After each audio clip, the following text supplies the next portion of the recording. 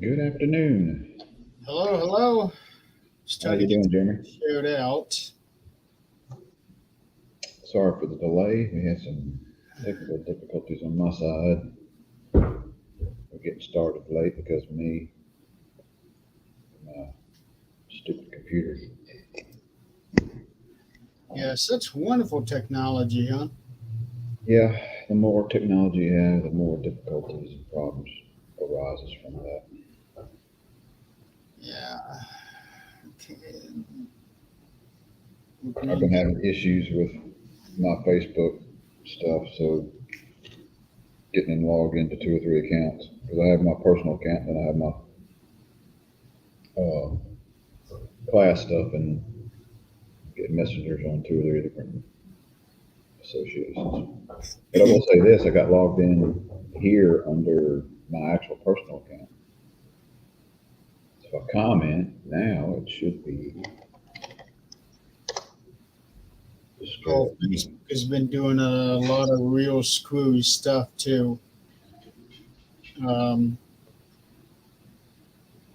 More rules, regulations, changing stuff on how to be able to go live. And, um, well, it's going to wind up coming in under. yeah, all of that fun stuff. I'm gonna pull up the matches here. Okay. Uh, First of all, it's been a very interesting last couple of weeks. Um, not talking about the wrestling side of things, but I don't know if you heard, but Joe Biden has just dropped out of the presidential race this year. He just did his official. Yeah. And I kind of knew it was coming after the fiasco with the debate. Yeah, I saw part of that debate. Yeah, it did not do him any favors. But You truth know, be told, nothing's been doing him any favors the last 6 months. well, I mean, they've been saying, he's fit to, keep serving, and he's in great health, and you everything you see on it is contrary to what they're saying, and everybody's known this for a long time. Mhm. And So now, now they have a month to scramble to figure out who their nominee is going to be because the um, DNC is, I don't know, 30 days away, less than 30 days away. So now they have to figure out who their nominee is going to be, although most people think it's going to be Kamala Harris. But I'm hearing that a lot of people are against her too. well, it's going to be political suicide, whoever they put in there. Yeah. Um, People were saying that the assassination attempt last week more or less handed Trump the election, which Biden was hurting anyway. But now I think after this, it's all but a shoe in for him. Oh yeah, unless they do something like they did before. Well, they need to come up with something drastic. They need it's basically going to have to be a shot in the dark, trying to find a viable opponent who would be believable in beating him. Otherwise, I just don't see it. Yeah. Even that whole assassination attempt, you know, I think that's a lot deeper in there than just that guy deciding, hey, I want to go do it. It Too has many, too many things are questions. doesn't add up. Yeah, there's a lot of questions about it. A lot of things that just don't make sense about that day. I agree. So, meanwhile, getting away from that, let's talk about wrestling. Um, a lot has happened over the past few weeks. I've not been able to watch anything other than uh, clips, highlights. It's how it is. It's how it is for me too. I've been extremely busy the past several weeks. We just got back from vacation last week. I went back to work for 2 days, and then trying to catch up from being on vacation, and just I been know crazy. how it is because I was on vacation just a couple of weeks ago myself. And it's just I'm still not caught up. I've still got a bunch of stuff that I've got to get done, and I don't see it happening between now and the 25th. I've got something else paranormal wise going. Yeah. So Well, we found out a couple of days ago um, that I'm pulling it up so I can make sure that I get his name right. Um, but he is another member. don't tell me it's another bloodline member. Hikuleo.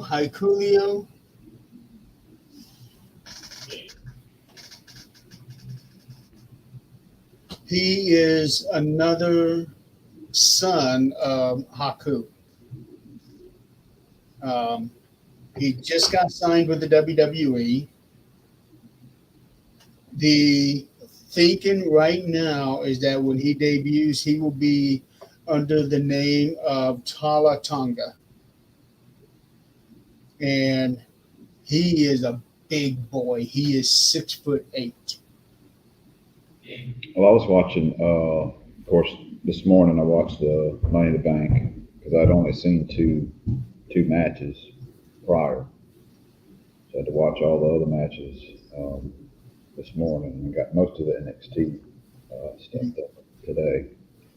But you know, Jacob Fatu, his facial expressions and the way he does reminds me of Umaga, Well, that is his his uncle. his uncle. Yeah, Well, then who is it that I was looking? Oh, Zilla Fatu is Umaga's son, and he's another one who is rumored to be headed to the WWE. Yeah, Jacob Fatu, he is wow. He moves like no one else in the Samoan family that I've seen move. yeah. His persona reminds me of Umaga, big time. So he does look like it. Every bit as crazy, but Yeah, he's got Umaga that. never did backflips off the top rope the way that Jacob does. Right. Um, they were talking about a bloodline civil war last year. We ain't seen nothing yet. Oh, it's coming. Yes, it When is. Roman comes back, The Rock, I'm sure, will be tied in with him. And then I'm going to say that the Usos will at some point in time be back. I read that Jimmy is now cleared, so now it's just a matter of when is a good time to get him back in there. Um, but let's talk Heat first. Because that one came on after Money in the Bank, but I think it would serve a purpose to talk about Heatwave first. Number one, I am glad to see NXT get these big events into big arenas instead of the small ones, like what they did with Battleground, where they had 400 people. Yeah. And here they had around 10,000 people there in Ontario, Canada. So I believe that we are seeing the makings of them trying to turn NXT into its own main brand instead of being a developmental brand. Hello? And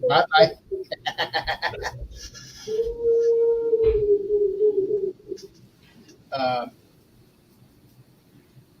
I know that it's been teased that NXT would end up becoming a major third brand instead of developmental. And I do believe that we are seeing that transition where they are going to be standing out on their own. Having people don't disappear instead of having people coming in and then being trained so they can move up to the main roster. I think NXT will eventually be main roster. I could see that coming just from the matches I watched this morning on that Heat Wave. I mean, the matches were. So get my notes. Yeah, I mean, I only got to watch 4 matches, 3 matches, excuse me. I didn't get to watch that last match, but man, the matches were very good.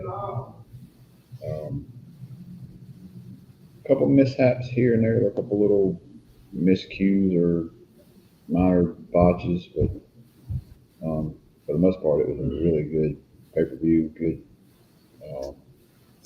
crowd-pleasing moves, I'd say. Yeah, like that first match, Oba Femi versus Wesley. Oba, he is a freak of nature. He has only been around a very, very short amount of time, and the impact he has made has been just outstanding. He is a surefire. It's undeniable that he's going to be going to the main roster and probably very soon. Yeah, he was. I mean, he's a monster. Yeah, I can easily see him being in a match with Brock Lesnar and holding his own.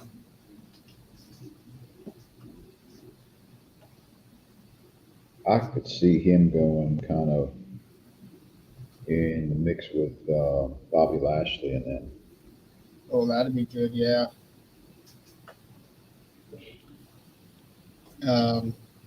I would like to see him and Gunther in a match.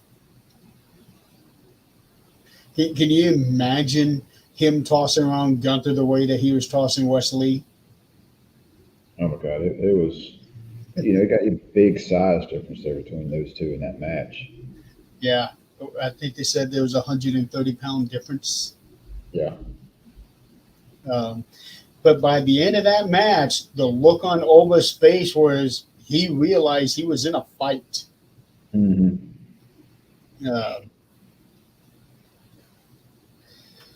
but I wasn't expecting to see Wesley do as well as he did. Yeah, you looked like it. From the beginning of the match, you looked like it was going to be pretty much Oga's just going to Squash him. dominate. You but they put on a dang good show. They did. Had a bunch of good moves, counter moves, and all that. And a good call for them to be the opening match. Any one of these matches could have been opening match, in my opinion. They could, but I think this one here was the right choice. I still can't get over Oba's entrance, the way that he struts down there, the way that he does. He is not going to be doing that at WrestleMania, that's for sure. It'll take him too long to get down that ramp. Yeah. I kind of skipped through the entrances just so I could get the matches in. I was on a time frame this morning. Yeah, that's a wise choice. But Oba, yeah, I would say she'll probably be called. He might even be in the 25 Rumble. I could see that easily. Yeah. I mean, you got plenty of time before then. Yeah, I kind of see him going. I kind of see him going to the main roster this year. By the end of this year. It's very well possible. But if he doesn't, I don't see him not being in the main roster after they do the draft after WrestleMania next year. He might be one of the surprise entrances at the Rumble. That's what I'm expecting. He is just too good for how new he is.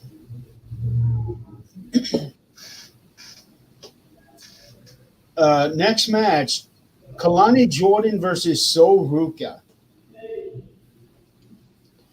To me, it was a very exciting match. But at the same time, I thought it was too full of high spots. Way too many high spots in that short amount of time.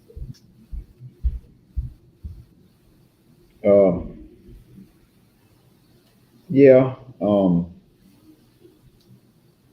We first saw Soruka on that ladder match, or at least I did, and she was doing that. Was it Soul Catcher? She's the one that came off the ladder and did that move. Yeah, it's like the RKO that she did. Yeah, and it was like she did it off the turnbuckle or the corner, and then she did it off the ladder, and I was like, oh my god, she's got a dang killer move. Let me see if I can find it. It's Soul something. Soul Catcher, Soul something. Soul Crusher, maybe. Oh wait, here it is. Innovative finisher, a springboard backflip cutter, dubbed the Soul Snatcher. Soul Snatcher, that's it. Yeah, that's a freaking badass move. It is. And I don't think she did it in this match. I don't think completed it. I think she tried it. She tried it, yes. I was actually expecting her to come out with the victory. Actually, I did too. Yeah. So I'm not saying that I'm disappointed with Kalani winning, but I was hoping that Soul would get it. Because she is like a breath of fresh air among the women. Because she has got that whole California surfer girl vibe to her, which is really nice. I was kind of looking her up during that match and kind of getting background on who she is, where she came from. She's a self-trained gymnast And then of course went on to college and all that. They got her dubbed as with African American descent. And I'm like, if you look at her, it's like no, but I'm guessing her dad, from what I saw, is African American.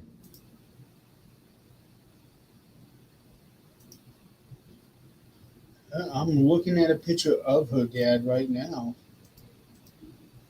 He is a keyboardist for a band called the Skeletones. Mm-hmm. Never heard of them. I'm guessing it's some kind of California um, group, you know, not big name. At least It's called initially. it's called ska music, which originated in Jamaica in the 1950s. Uh, was the precursor to rocksteady and reggae.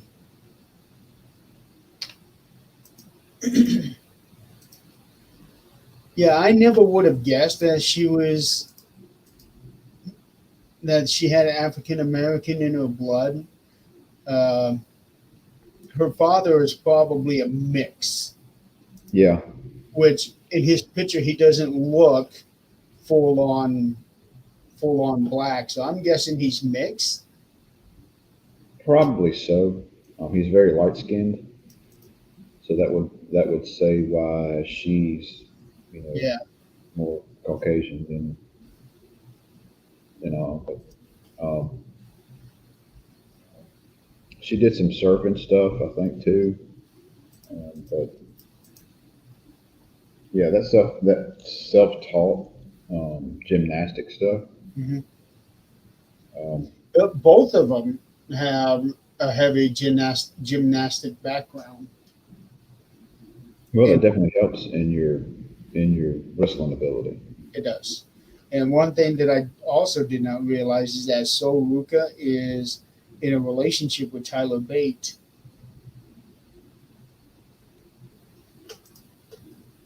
So I did not realize that either.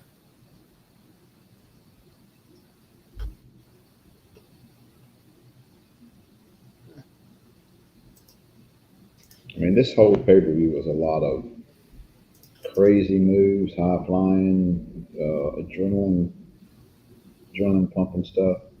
Hmm. And it wasn't a dull moment. And Kalani Jordan here is in a relationship with Carmela Hayes, which Who I is? Who Kalani is? Jordan, Okay. yeah, which I knew that. I read about that, but I did not know about Sol Ruka and Tyler Bates. So I'm guessing that is more of a recent thing. Um, but yeah, those two they put on a hell of a show. Uh, my only take back is that they probably put too much of their gymnastic background into the match. Too many high spots for for the time that they had. Um, I didn't even write down the time frame on the matches. I don't know how long everything went. this match here was 11 minutes and 37 seconds. Not a whole lot of time. No, it was actually the shortest match on the card if you don't include the pre-match, the pre-show match, which I did not see. Um,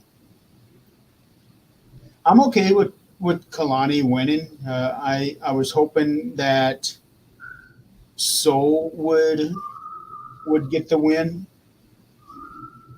Uh, Me too. I'm kind of feeling the same thing. yeah, and then and those two showed that they were friends throughout the whole match. You know, the handshake and all of that, and then they celebrated together after the match. You don't see that very often these days. So so I like Well, that. you had the crowd going both ways. Yes. Oh, deservedly so. Both of them are incredible. Can you imagine them in a tag team? I'd like to see that. Be a good tag team. Yeah, I'd like to see that. And speaking of tag team, we had the NXT Tag Team Championship, the next match, uh, and I was happy to see Chase U finally highlighted, because the most I see of these guys is that they're doing that the backstage stuff where they do all the hypes and everything, and I don't get to see Andre Chase in the ring very much.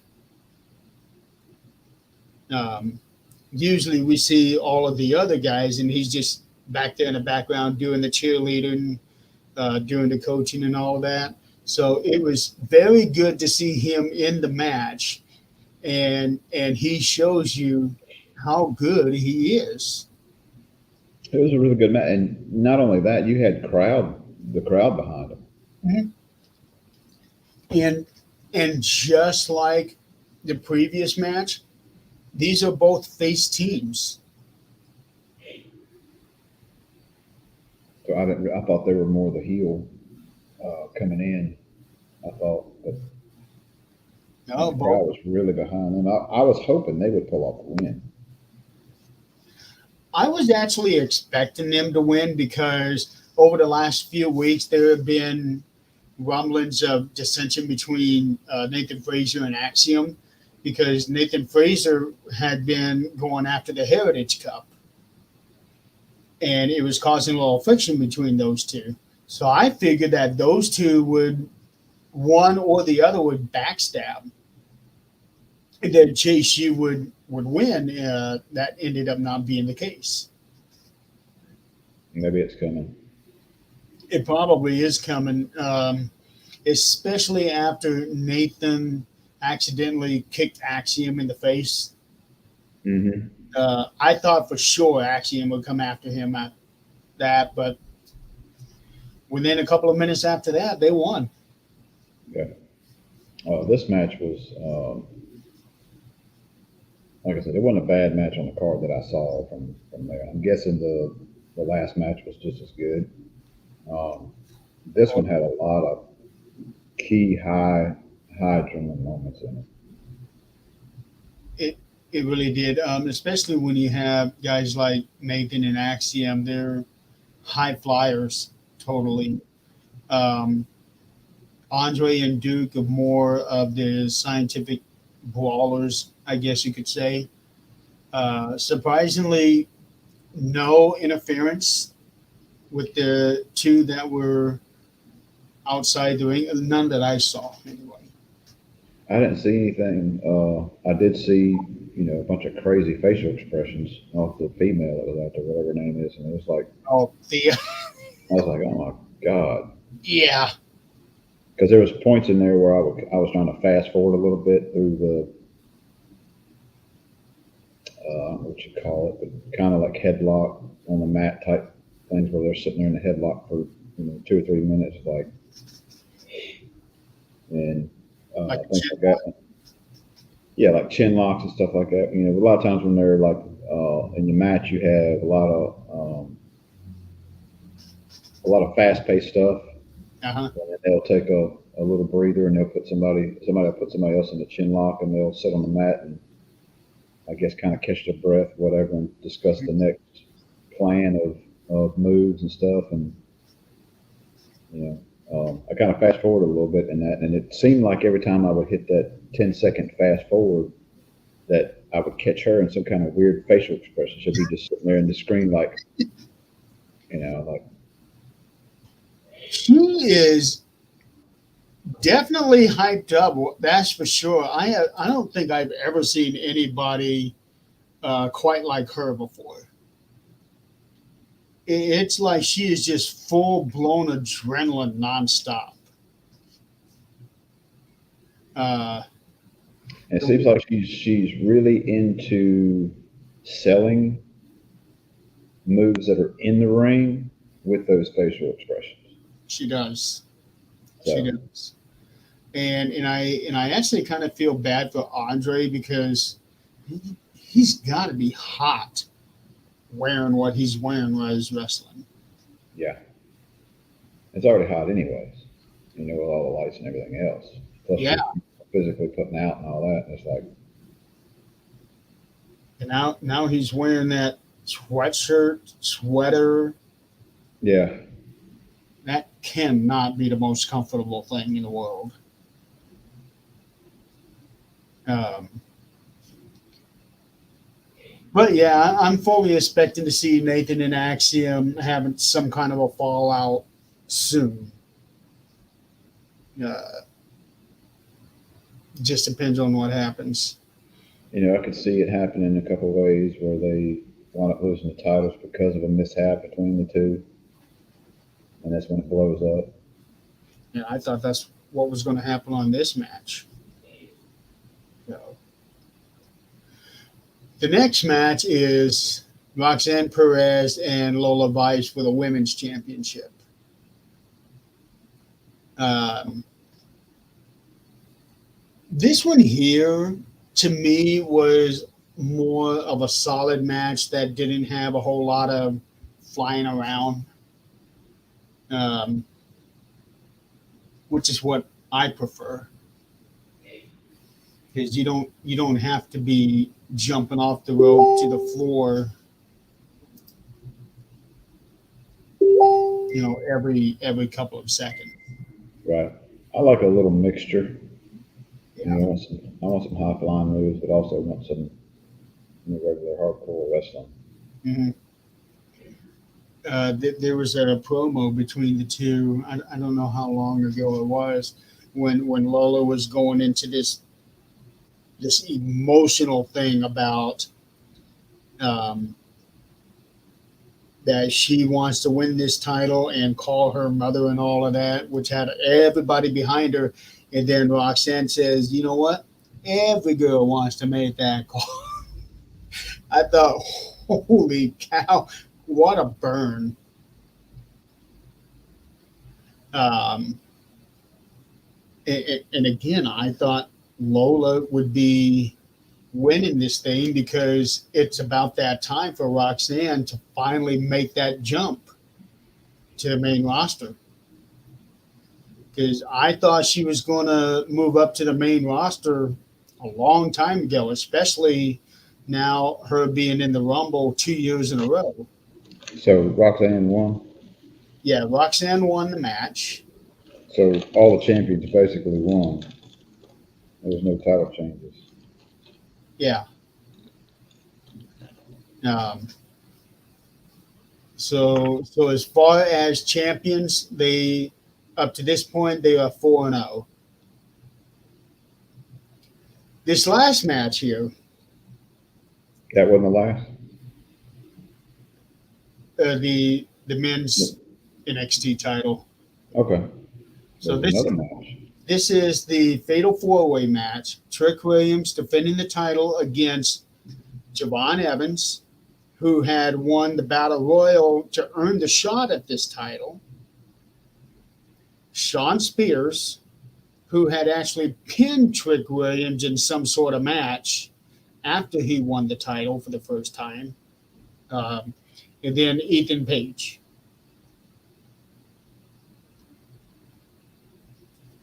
This was a real exciting match. And there towards the end, it looked like that Trick was going to win because he gave Javon the trick knee.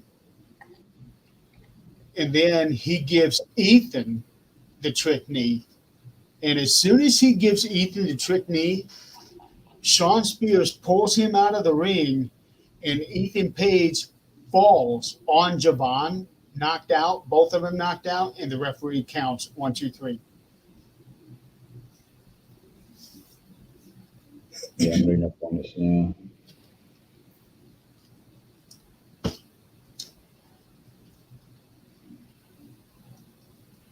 So he literally fell into the NXT championship.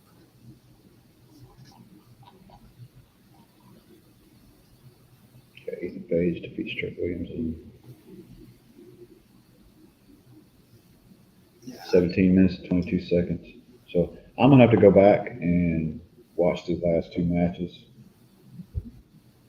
Um, so I can actually finish up that pay per view and understand where we're at this point going forward. Yeah, it was a different kind of finish that, after so many years, you think you've seen everything. All different kinds of finish, but I have never seen anything like this one before. And you just feel bad for Trick because he is having worked so hard to win this title, only to lose it in the way that he did. And you see that look on his face as he's being pulled out and seeing the referee count. Well, you can kind of look at it this way: it's a way for him or somebody else to have a title without him actually losing. It is. Um, But I actually thought that he would get a longer run with the title. and it may be a faction of they're setting up for a SummerSlam type thing with him, and maybe they're fixing to move him to the main roster. I don't think they're quite ready to do that yet.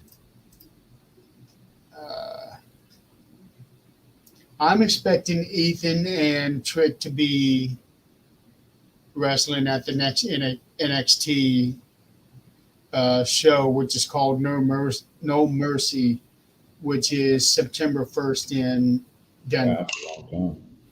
Yeah. I don't think they're going to move Trick up that quick yet.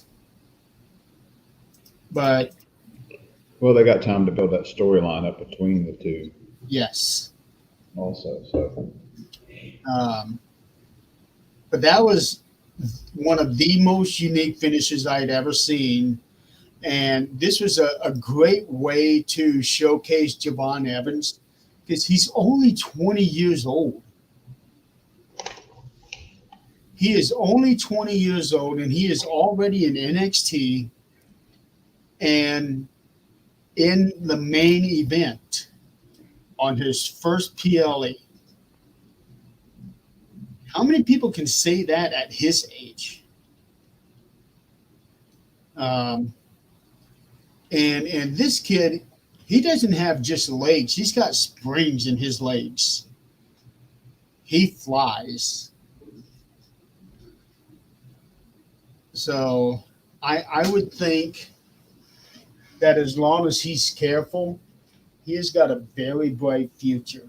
But there was a scary spot during this match, and it was towards the end of the match. Trick and I think Ethan were in the ring. Javon was outside on the apron, and he was getting ready, and he jumped up to the top rope like what AJ Styles does for his elbow. Well, he jumped up on the top rope. Trick is there. He catches him, and he pushes him back, and he falls back to the announcer's table. But when I look at that spot, it looked like he landed solid on his hip on the on that front part of the announcer's table. Like he smacked right into it, and then everything fell forward. And I'm thinking if he's not careful, if that didn't do it, he's going to have problems with his hips. But I would urge you to find that spot. That was during the last few minutes of the match. It took him out of the no, it did not take him out. He did come back in for another minute or so before he was out. But that spot to me was a very scary spot because that could have easily broke his hip. I'll have to watch it. Yeah. But otherwise, it was a very solid event for NXT, which they've always put on very, very good PLEs.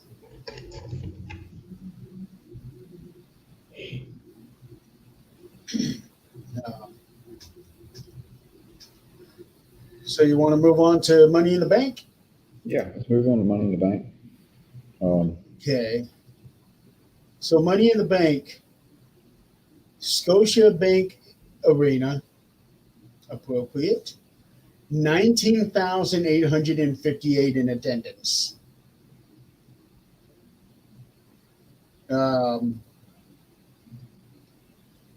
First match is the men's Money in the Bank match. And did they ever have some crazy spots in that one? They did, but to me, it lacked something. To me, it was not the best match of the night. No. I don't know, it just seemed like it lacked something. There was some crazy stuff going on in it. To me, the women's match was way better. Huh? Isn't there normally supposed to be 7 in the match? Because there was only 6 here. I thought Money in the Bank always had 7. Well, there was 6 in the women's match. I know.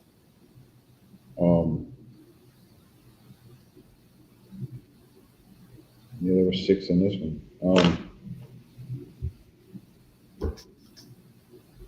To me, it had some great highlights and some crazy stuff going on, especially with ladders being introduced. But it wasn't nothing. I don't know. It just seemed to me like that match lacked something. It didn't last as long as I thought.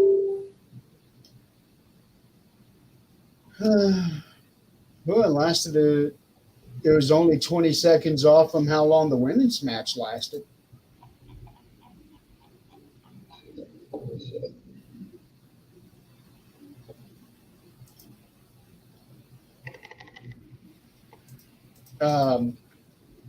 There was a spot where Andrade and I think it was Carmelo. They were on the ladder, and behind Carmelo was another ladder that was in between the steps and the ropes. And Andrade did a sunset flip over him and power bombed Carmelo into the ladder. Mm-hmm. That was a hard hit. Chad Gable did a belly-to-belly suplex on LA Knight onto a ladder that was on the ring apron and the announcer's table. That took him out. You had a belly to back on a ladder, yeah, to Gable. Mm-hmm. And then there was that spot where Chad was hanging from the briefcase. Yeah, and fell, was it 20 feet, 25 feet? Face first? No, I think it was more like, it might be 15 feet. He fell face first. He did. I was surprised that he did not get a concussion from that. I was expecting Uso to come off a ladder and spear him, or do something off the turnbuckle. And maybe that kind of stuff was planned, and he just lost his grip and fell. Yeah, you don't know. I don't know. But a lot of people were expecting Jay to win the briefcase. Mm-hmm. But I can see that it made a lot more sense with Drew winning it, the way that everything happened. Yeah. But at the same time, I keep thinking, they're really overlooking LA Knight. Because when you listen to the crowd, Jay and LA are the two most over. at least in this match. Um, Now, granted, LA Knight now has a U.S. title match at SummerSlam, but that's beside the point. A lot of people were clamoring for him to win last year, and I think this year people were kind of undecided between him and Jay this year, and of course, neither of them won. Well, and in the long scheme of things, maybe it makes sense with the way the bloodline stuff is going, because him and LA are way over, and it's kind of that they don't need the title to be as popular as they are. And that may be another thing. But you put in the work that you do, that's your reward. Mm-hmm. Those title runs. And maybe they've got plans for the Usos to get back together during the whole bloodline war. So maybe that's the direction they're going in the long scheme of things. And Jay, he is just incredibly over with this neat thing. First one to come out for the match, naturally. So he had the whole crowd doing that thing. And I like the fact that him coming down through the crowd, instead of coming down the ramp. Yes, he has got the crowd in his hands for the entrance. And it still blows me away that how the crowd in France was. It was just chills down your spine the way that was. Funny memory just popped in my head with that whole Jay thing. It's been a couple weeks ago when Jay and I think it was Chad Gable entering at the end. Oh, the Wyatts. The Wyatts showed up, all lights goes out, and he was like, "Yeet," and just takes off. Yep. Gets the hell out of Dodge. That was funny. He wasn't sticking around for that. You blame him? Nope.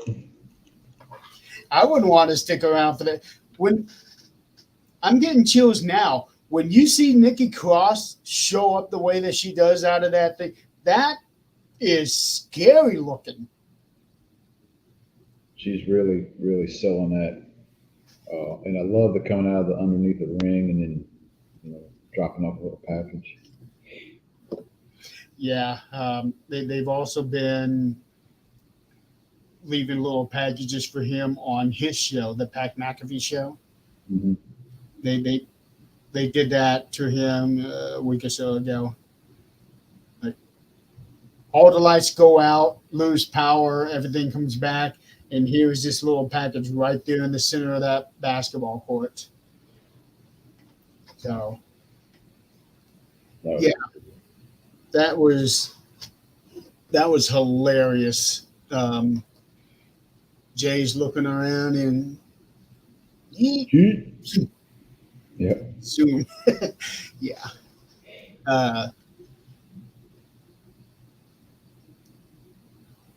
So, yeah, men's Money in the Bank wasn't the best match of the night. I gave it a 3.5 on star ratio. Yeah.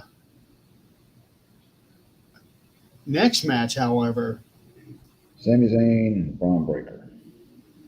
That was a great match.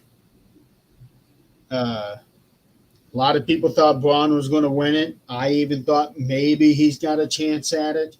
But after winning the title from Gunther, he needs to have a good long reign to make that win make sense. Yeah. So he's now post 100 days holding on to that title. And this gave Braun a solid chance to really look good. Mm-hmm. He did. Yeah, they both did really well in this match. Yeah. A lot of those things where you thought the match was over and they kick out. And I don't think that by losing this match it hurt Braun in any way. No. I was thinking of something else, but that was in the Heatwave thing. I was thinking it was Sammy doing it to Braun, but it wasn't. It was in that first match of Heatwave where what's his name? Wesley Oval was in the ring corner, and Wesley come over and basically kicked him in the head and slammed his head into the corner ring post. I thought that was Remember that spot? huh? I remember that spot. Oh, that was wild. But yeah, Intercontinental Championship. I can see where they're keeping Zayn because he is a big fan favorite, and it makes more sense, like you said, keep Gunther having it for so long, and then Sammy getting it, and then moving him forward with it.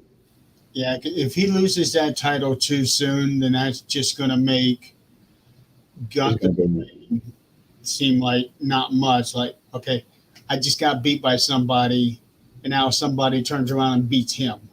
Mm-hmm. So, yeah, I think that also protects Gunther by having Sammy keep the title. Now, at SummerSlam, that may be a different story. And to think SummerSlam's only a couple weeks away. Yeah, I know. It seems like this year's going by really fast. Yeah. Well, it used to be at the end of August that SummerSlam would be. Now it's in the beginning of August. A couple years ago, it was at the end of July.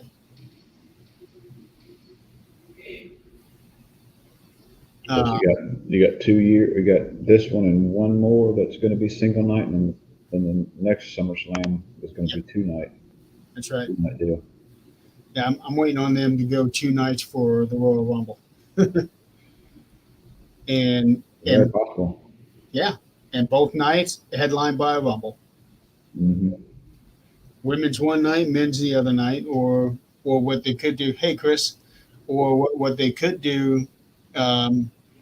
Is try to set it up to where they can have a third Rumble match and have it with all NXT competitors. Mm-hmm. I'd like to see that. You could do that on the first. You could do that on the first night. Mm-hmm. Then after Sami Zayn and Braun Breaker, we have Trish Stratus come out to do a little announcement thing. I would have expected that she would get a Hometown Heroes response. I didn't hear that. I didn't hear. It didn't seem like. I'm sure they appreciated her being there, but it didn't seem like it was. Could have been bigger than what it should have been. She should have came out to the ring. What they should have done, not instead of just being, right there. That probably would have helped her. That probably would have helped her too. But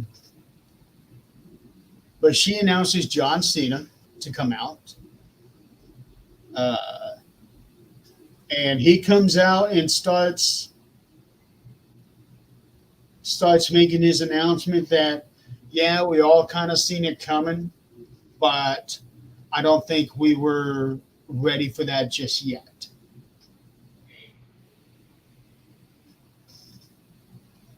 And at the really hadn't. I may be wrong because I haven't been watching the shows on the regular weekly thing, but to me, it's like we hadn't seen him since WrestleMania. Right. He pops in here. He actually wrestled on Monday Night Raw the night after Mania. Okay. He teamed up with Miz and R-Truth against somebody. I don't remember who. maybe Judgment Day. But yeah, last year is going to be the last year. And the way that John Cena explained it in the press conference is that he is going January to December, all last year, but all the next year. He's going to be in the Rumble. He's going to be at Elimination Chamber. He's going to be at WrestleMania. And I respect he's going to be in the Money in the Bank. And maybe at Survivor Series, he'll be in the War Games match.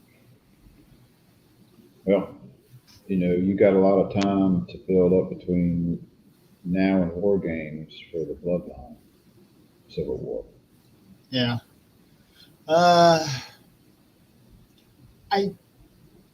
Maybe Chris. I don't know. If he does, it'll be for the world title. It's not going to be the WWE title.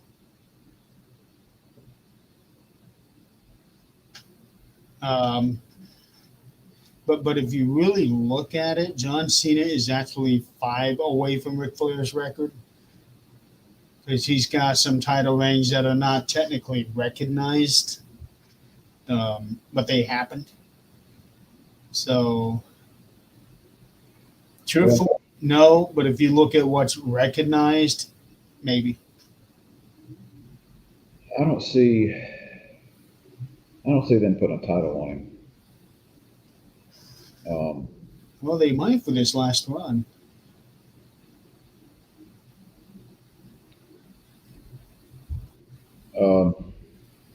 Him getting the world title and then losing it at WrestleMania on his retirement match.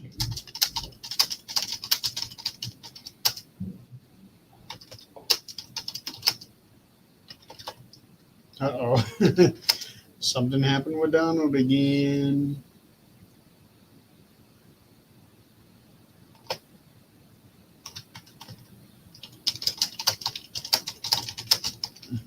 Hang on.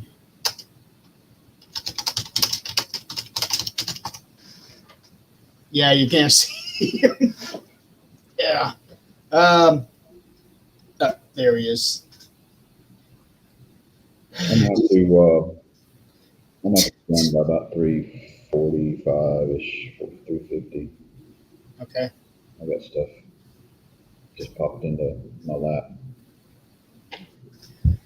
All right, well, we're almost done anyway.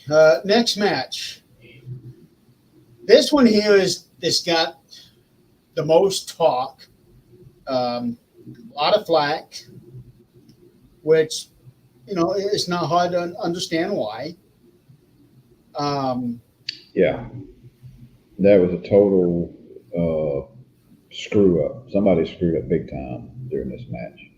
Yeah, and the consensus is the backstage production is where the screw up happened. But the match started out great. It started out hot and heavy. Damian Priest and Seth Rollins.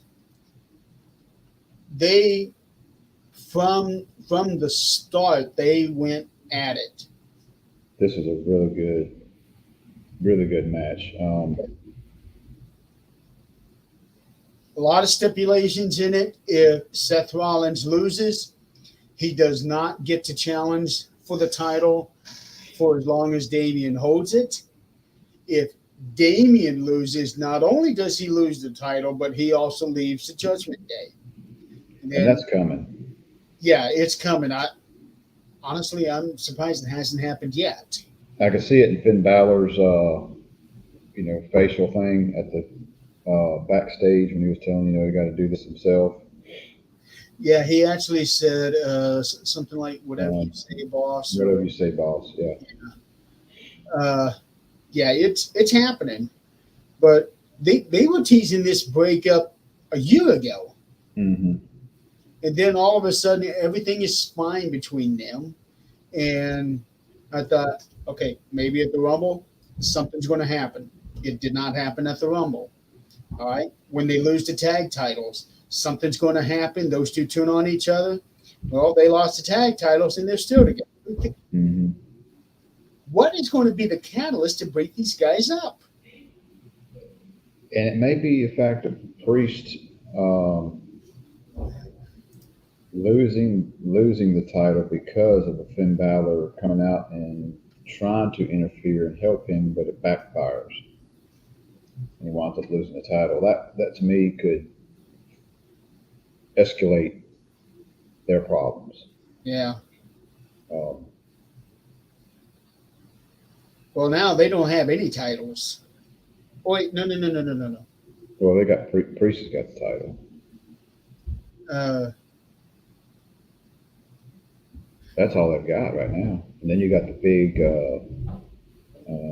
stuff going on with Rhea Ripley and Liv Morgan and Dom. No, they had the tag titles now. Do they?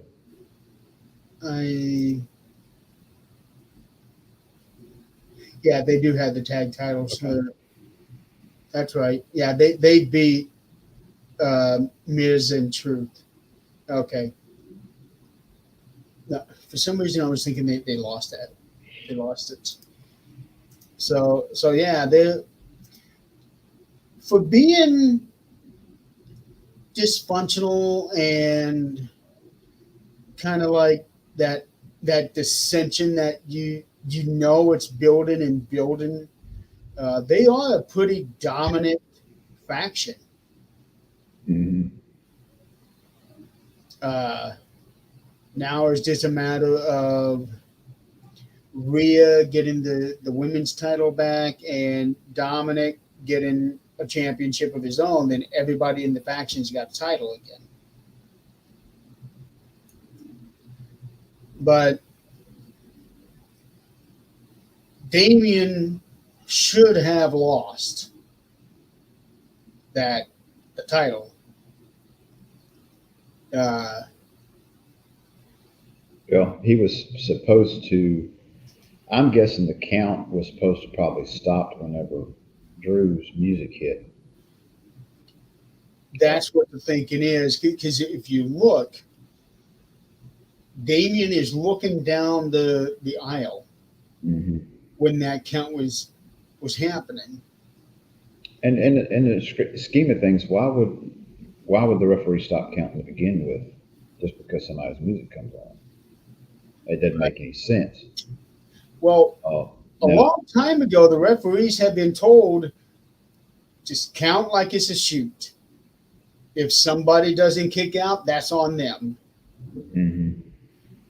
And under normal circumstances, that has happened before, where somebody didn't kick out when they were supposed to, or didn't realize there was a count happening. That happened with Kevin Owens and AJ a few years back. And Kevin Owens ended up winning the U.S. title. Then a week later, they put the belt back on AJ, which they could have done here. But the problem is that would have screwed up what their plan was for Drew. Yeah. And that was another thing that I thought, is that maybe they would say, referee, oh, wait, his shoulder is up. But there were no camera angles for us to see that. Right. But everybody... And maybe that's where they should have sold that whole screw up. The referee is like, no, his shoulder was up, just... They should have, yeah, but they didn't. Then Drew comes out, cashes in, and that just throws everything off of Damian, and especially for Seth. Mm-hmm.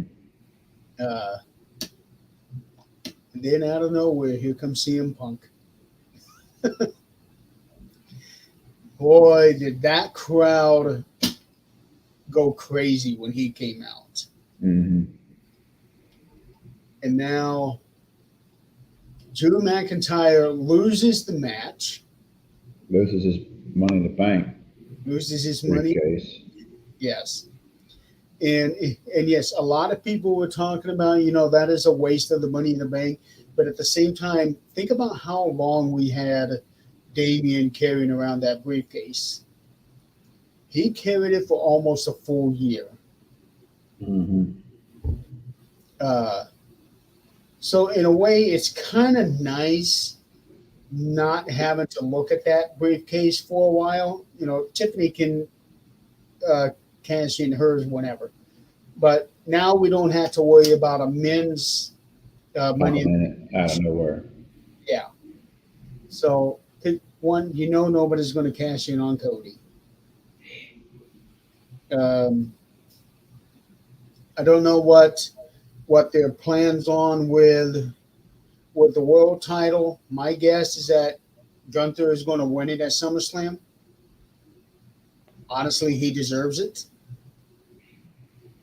Um, but this also furthers the whole thing with Drew and CM Punk and Seth. Now the talk is it's going to be CM Punk versus Drew at SummerSlam with Seth Rollins as the special guest referee. Ooh, that'd be good. Yeah. So imagine how that's going to be. And somebody was saying that this whole thing, if the referee had counted to three on Damien, that it would have messed up 4 or 5 different storylines all in one shot. Mm-hmm. But I can see that. But now this is, and a lot of people are saying, this is on Damien. But if they had plans on doing something, then Damien never was supposed to kick out anyway. Right. But I know a lot of people are now saying, well, Damien's a bad champion because of that and because of the mishap with the ropes at the last pay-per-view, which, wasn't really his fault because the ropes weren't tight like they were supposed to, because Damien was not the only one who had problems with the ropes that night. Right. So, and you could tell by the look on Damien's face at the end of the night that he was not happy with how that went. Yeah. Yeah, you can see him after he had won the match, pinned Drew, and it's like he was kind of disgusted that things went the way they did. It didn't go like it was supposed to. Yeah.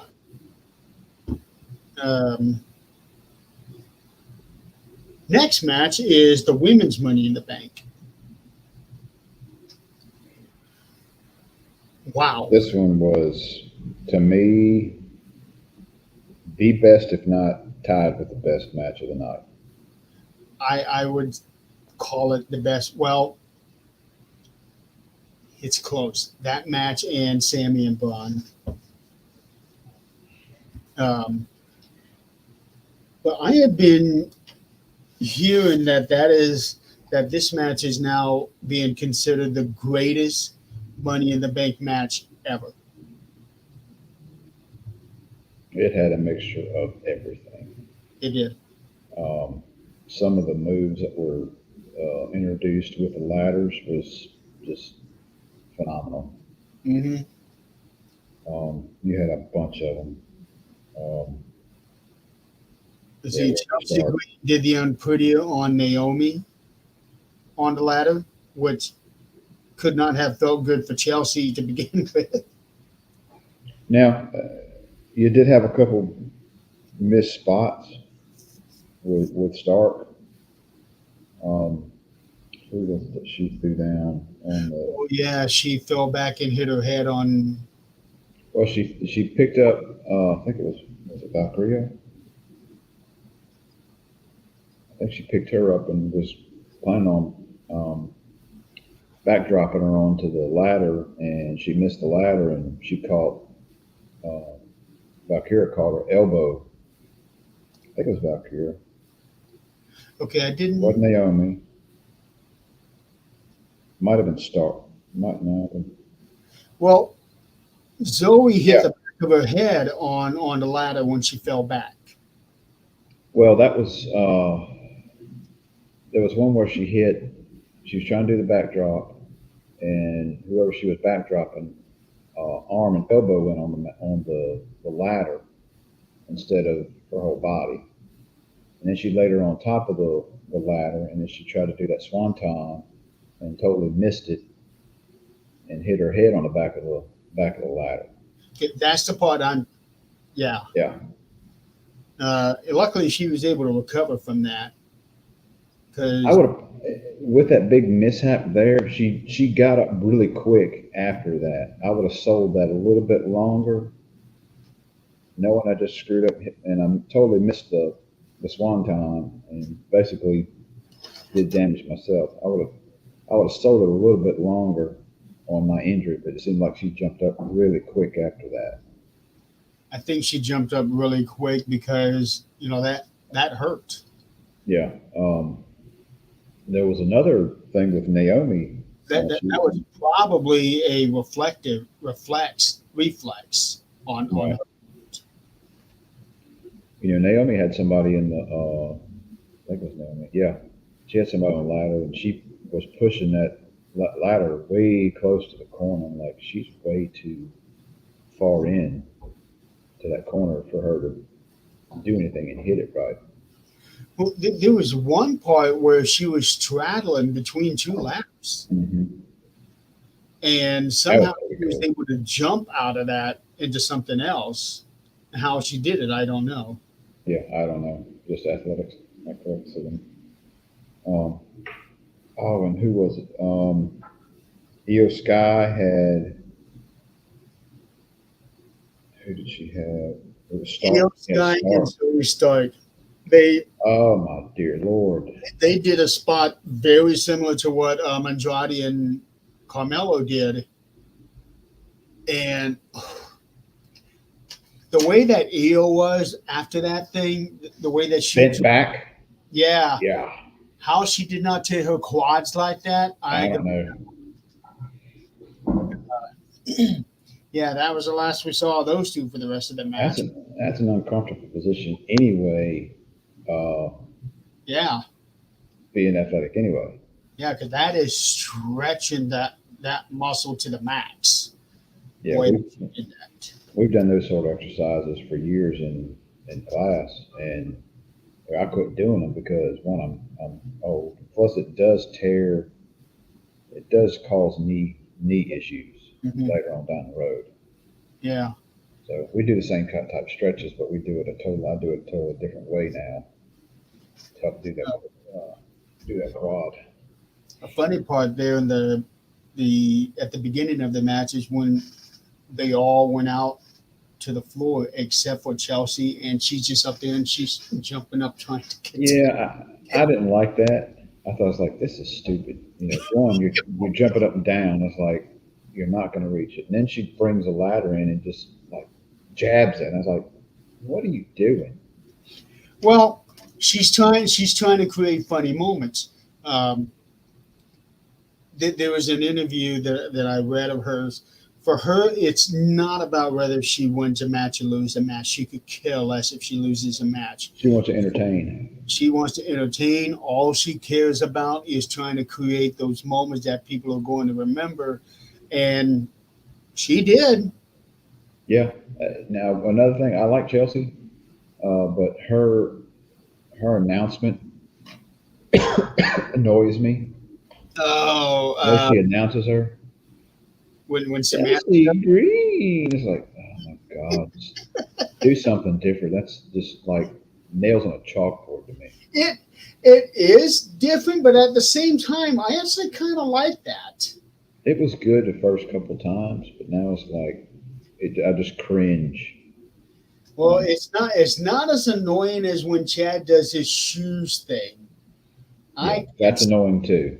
I can't stand that one. That comes back from uh, that whole thing comes back from Encino Man with Brandon Fraser.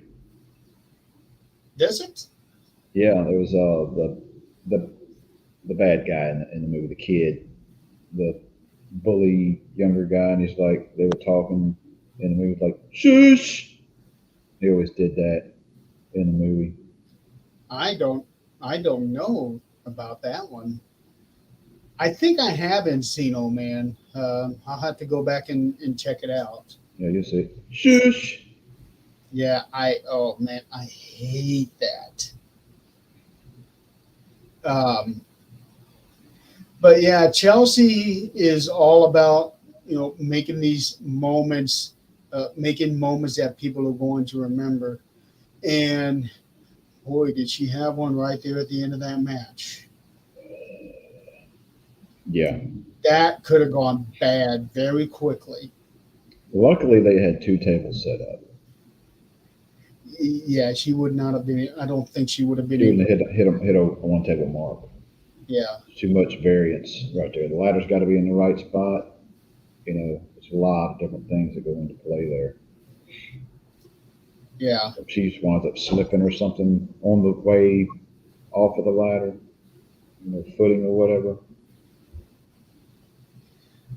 But yeah, that was a great match. Um, People are saying that it was the best Money in the Bank match ever.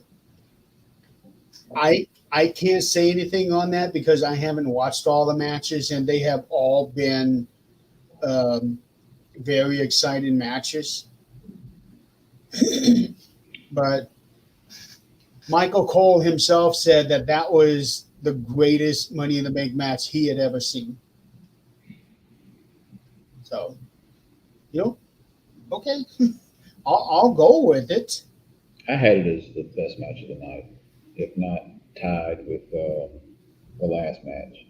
The last match had a lot of stuff going on. Really? Okay. Yeah. I I was going between Money in the Bank Women's and Sammy and Braun. I had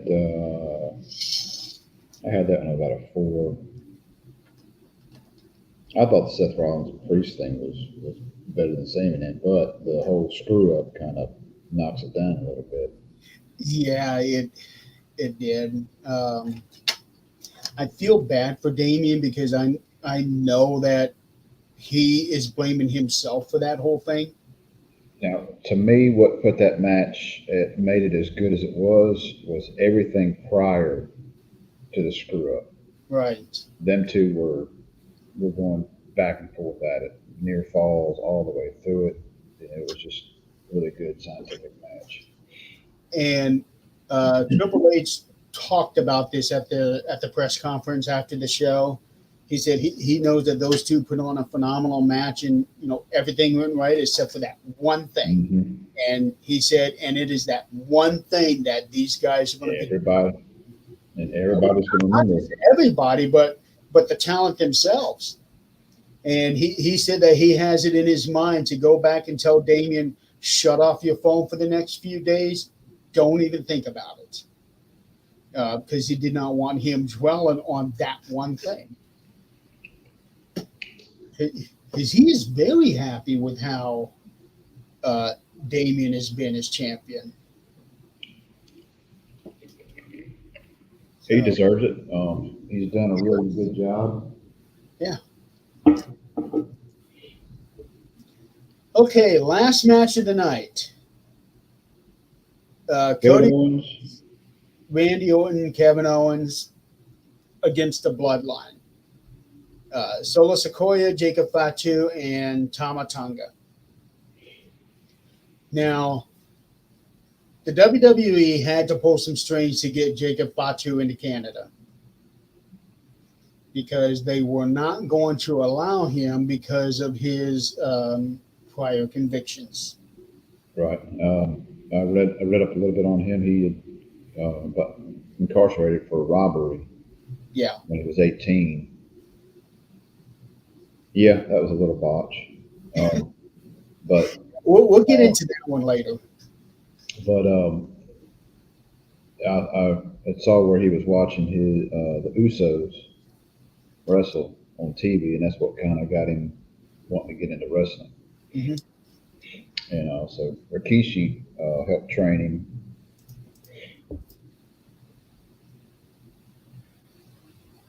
Yeah, he's only been wrestling almost 12 years now. Um, So he's what, 20 or he's 32. 32? And let's see. He is.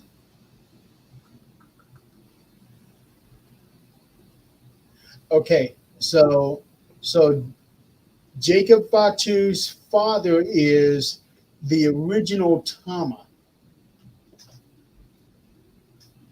He is the original Tama who was tag partners with Haku as the Islanders. And all of the Samoan wrestlers have been incredible. But I have never seen any of them do what this guy does.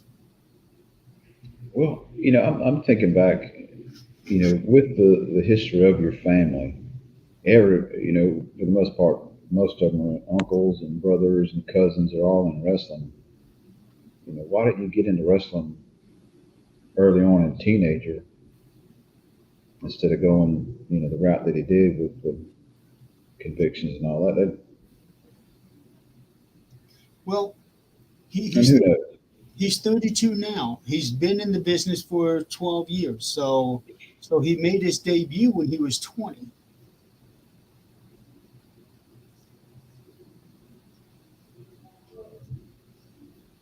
He must And not. He must not stayed incarcerated very long. uh, no, he would have personal. He was arrested for robbery as an 18-year-old. Okay. So he probably spent a few months in jail and then he started training and made his debut shortly after that. That's probably what happened.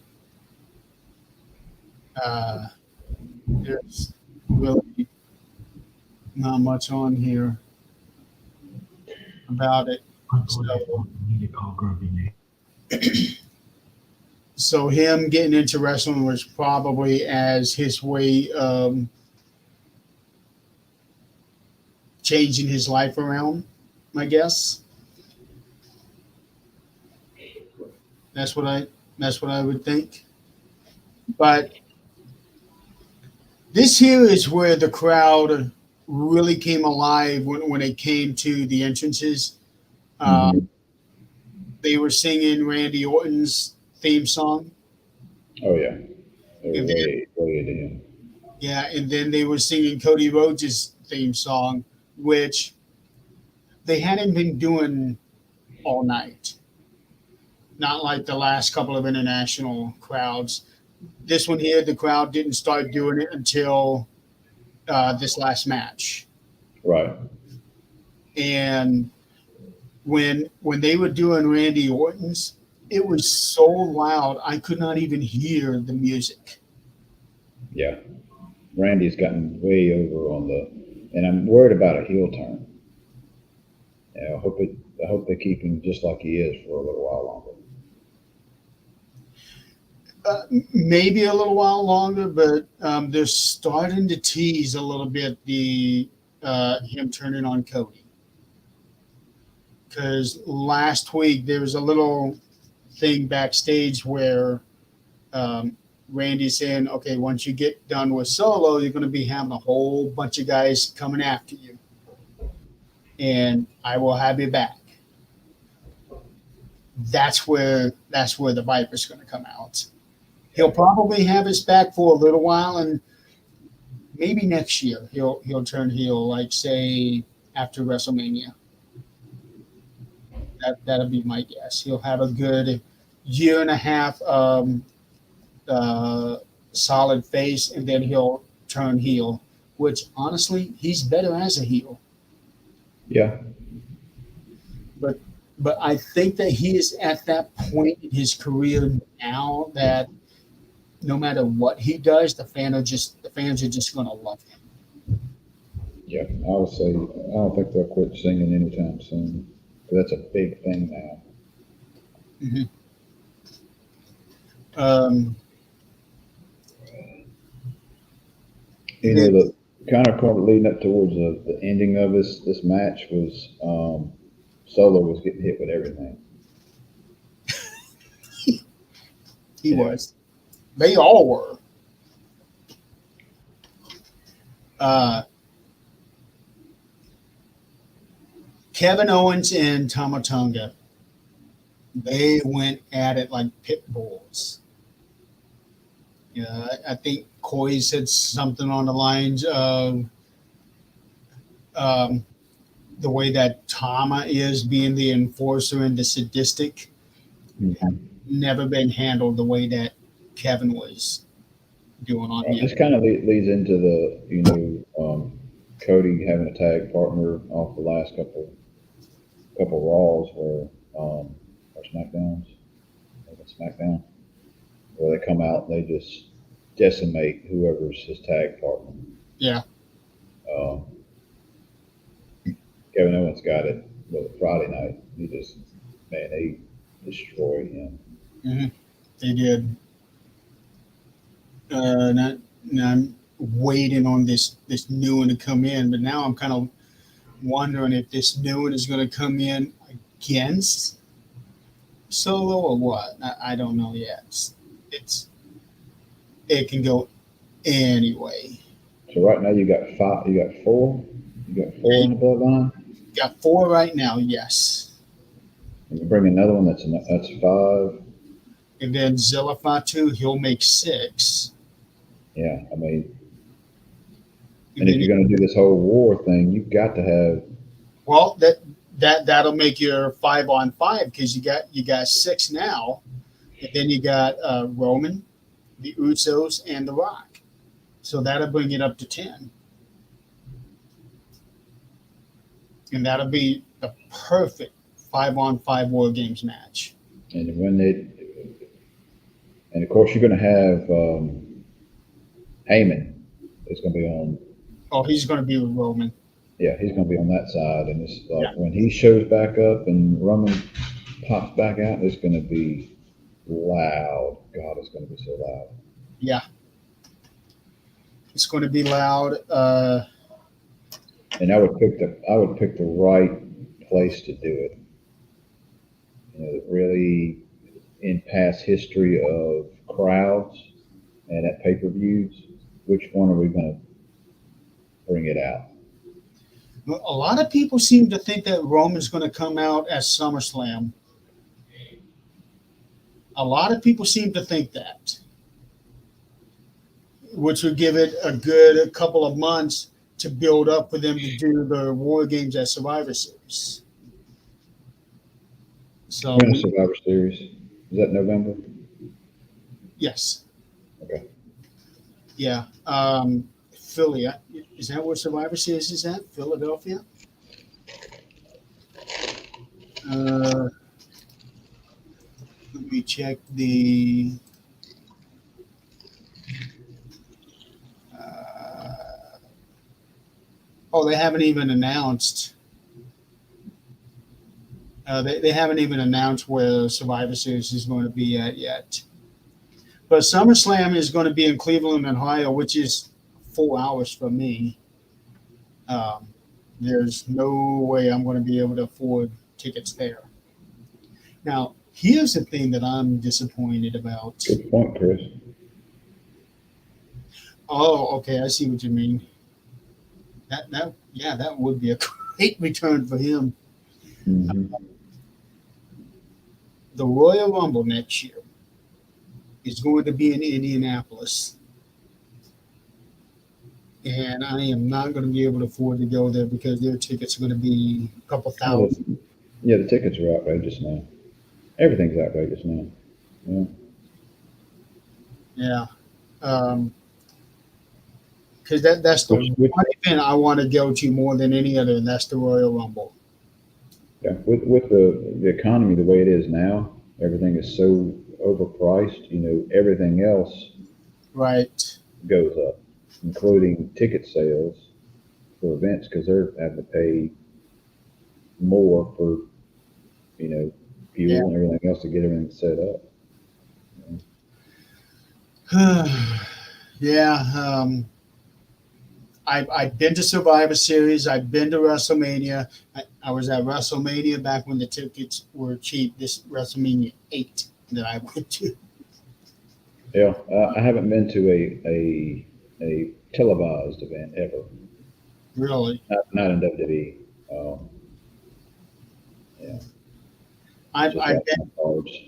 I've been to televised events and I've also been to non-televised events, and there's a difference between the two. The Yeah, non-televised, they tend to have a little more fun. yeah. I've been to house shows. You know, it's been a long time since I've been to a house show. But Yeah. even now, the house shows are too expensive. Uh, the house show that came through here about a month or so ago, the tickets were affordable. Um, Oh, ours was like unless you got nosebleed seats. But the anything ringside was several $100s. oh, I think the front row tickets here might have been about 200 Yeah, it's for just front rows. Um, I wouldn't have gotten that. I could have gotten. I could have. Well, with where they were at here at the Memorial Coliseum, there is no bad seat in the house there. I've been several different areas there, um, and there is no bad seat there. You got a great view of everything, and nothing is too far from you. So I could have gotten a ticket for $40 and still would have had a really good seat. see, I could do that. I could do that with no problem. And I say that, and it's as busy as I stay, it's hard. I always got something going on. Right. But at the Rumble, I would have to be right there at that corner, there at the aisle in the ring. That to me would be the best seat. Hmm. Uh, there is no way I would ever get a ticket way back there in that aisle because you can't even see the ring. Right. But that's the one event that I want to go to more than any others. I've been to WrestleMania. I've been to Survivor Series. I've been to In Your House. I've been to 3 Monday Night Raws. And then, I don't know, 10, 15 non-televised house shows. I I could have gone to SummerSlam. Uh, SummerSlam came to Indy 10, 12 years ago. I didn't even realize it until months later. I would have liked to have gone to that, but to me, the Rumble is my favorite event. That's the one event I want to go to. But anyway, back to the main event. The low blow that you were talking about, Tonga Loa. Uh, People are talking about how he botched that up. The reason he botched that up is because he was concussed. Um, a few minutes prior, Cody was doing his suicide dives. He did one on, I can't remember who it was on the one side of the ring, but it was the side where they were going out, where the aisle was at. And then he was doing the other side, which is where the announce table is at, and that's where Tonga Loa is at. He Hmm. he dove onto him, pushing him back into the announce table, and the back of his head smacked hard on the announce table. You could hear that impact, um, and his attitude changed the rest of that night. Uh, Well, you could have had a case for him doing the low blow and hitting him, but not quite where he was supposed to. Well, And he could have, Owens could have went ahead and reacted to that first shot. he could have, yeah. But I don't think Owens realized that he was concussed. But here's actually the funny part. When he did the actual low blow, he hit Tama's head when he did it. He did. He, he hit Tama's head, and then when he dropped him, you could see Tonga say something, and there was just that look in his eyes like he's not all there. And then he got the RKO and got the hell out of there, which took him out for the rest of the match. But yeah, Tonga Loa got concussed there in that match, or if he didn't get concussed, he got knocked silly. Because you could see when he was sitting there, he was doing something with his hand, like he was trying to get the feeling back. Yeah. That's what I wanted to mention about that low blow. So when he did it the first time, he didn't quite get what he was wanting to do, and then he went for a second time, and that's when he hit his brother in the head. Yeah. Well, I'm fixing to have to get off of here. Mm-hmm. So, end of the match, Solo Sikoa gets the pin over Cody Rhodes.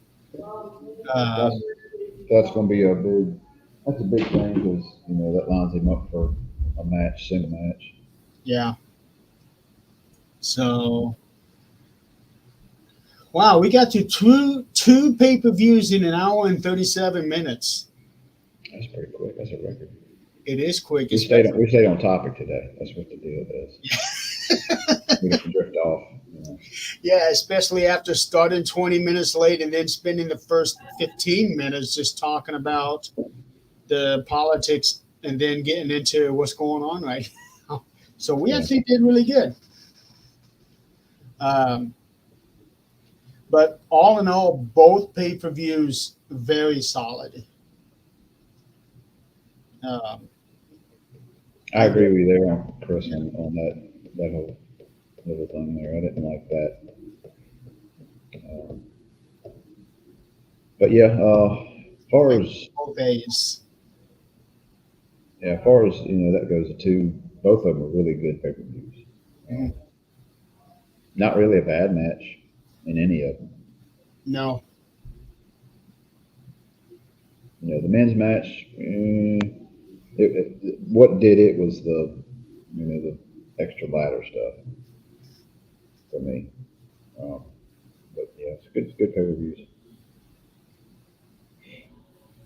Yeah, I give both of them solid A's. Really excited for what's going to come up at SummerSlam. It's definitely Tiffy time. Yes, it is. After Elimination Chamber, because when she first time I saw her, she was in Elimination Chamber. Yeah. Like, why is she in here? It's like, oh, that's why she's in here. Yep. She's really good. So they're putting a rocket on her, that's for sure. She's another one that's got that gymnastic background. Mm-hmm.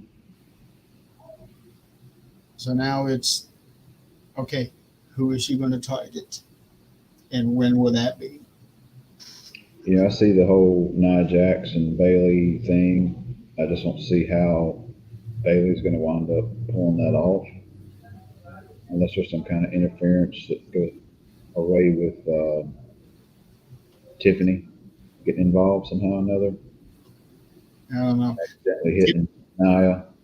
Tiffy did try to cash in on Bayley a week ago. Nia put a stop to that. Yeah. So. Yeah, I'm really looking forward to that. Are you working next weekend? I'm working next weekend. I'm busy all next weekend, Saturday and Sunday. Saturday, I got to move my son up to up to school, and then Sunday I got to work. Okay, because we do have another request for Spring Stampede 98. I was hoping that we'd be able to try to get that in before SummerSlam, so that we could do a SummerSlam review, and then I would be going out, and I will be out for a good while because I'm having surgery on August 7th. Okay. So I wanted to try to at least get those 2 episodes in before we take a little break. And then, if you wanted to continue the show on, you can talk to Chris or Joe. Yeah, that's a definite. It's definite. Very good possibility. You got your surgery and all that. We still will continue on. I'm sure you'll be in the background. Yeah, I can be in the background. I am just not going to be anywhere near camera ready. Right. I got you. Because this one here is going to be one of the majors for me.